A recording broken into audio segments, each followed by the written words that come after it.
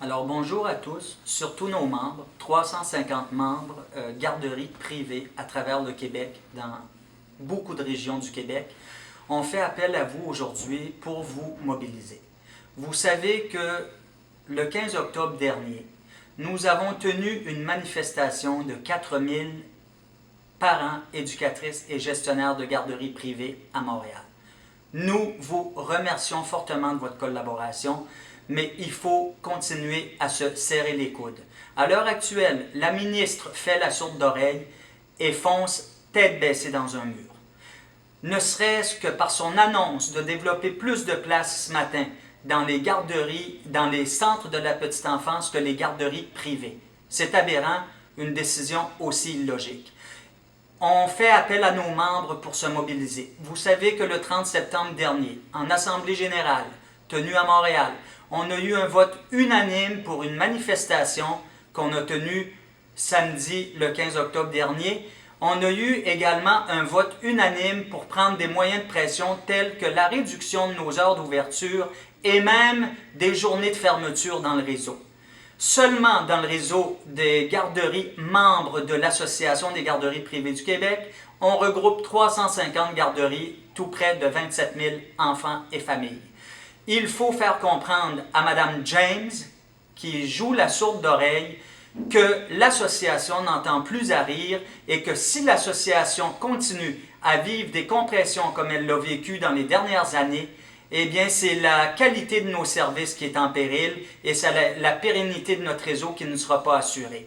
Vous savez que vous avez à répondre aux mêmes règles, aux mêmes lois qu'un centre de la petite enfance. Vous devez, depuis le 1er septembre 2011, avoir 2 éducatrices sur 3 qualifiées.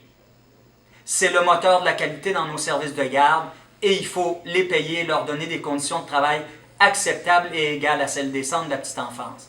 Le gouvernement du Québec parle depuis des années d'équité salariale entre les hommes et les femmes, alors qu'il n'y a même pas d'équité salariale entre des travailleuses d'un même réseau. C'est aberrant. Nos éducatrices ne sont pas des citoyennes de 2e classe, nos enfants non plus d'ailleurs. L'écart de financement reconnu par Mme James, malgré ce que le Rassemblement des garderies privées du Québec peut dire, est réel. 6,90 $, de moins par jour par enfant pour un poupon de 0 à 18 mois dans une garderie par rapport à un centre de la petite enfance. 3,30 $ de moins dans une garderie par jour par enfant pour un enfant de 18 mois à 5 ans et pour un enfant ayant des besoins spéciaux. Imaginez. Donc, il faut se mobiliser, il faut lire vos courriels. L'association va vous envoyer des communications. On va se mobiliser pour une conférence de presse et on va annoncer à partir de quand les membres de notre association vont réduire les heures d'ouverture.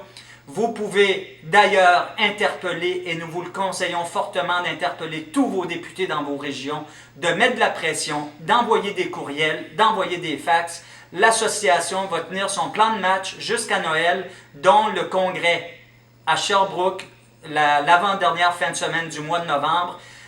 Congrès où on va tous se réunir avec les éducatrices et on va tenir une manifestation devant les bureaux de M. Charret. Mais regardez vos courriels, c'est un appel à la mobilisation, il faut que ça cesse et il faut qu'on arrête de rire de nous. Donc, regardez vos courriels, regardez les communications, vous allez voir plusieurs interventions au cours des prochains jours de l'Association des garderies dans les médias. Donc, on vous garde mobilisés et c'est important d'avoir votre soutien, d'avoir votre appui, de mobiliser vos éducatrices et vos parents. Il en va du bien-être et de la qualité de nos services dans les prochaines années.